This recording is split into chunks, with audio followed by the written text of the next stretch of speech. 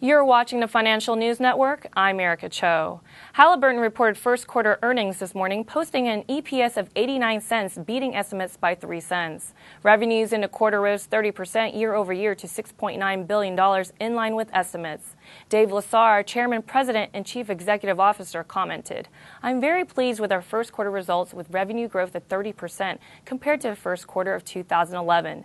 Despite the 17% decline in the United States natural gas rig count and a modest decline in overall United States rig count, our North America revenue increased from the prior quarter to a new record with only a modest decline in operating margins. Our international operations continue to show good progress, with major markets that negatively affected our results in 2011 all showing signs of improvement."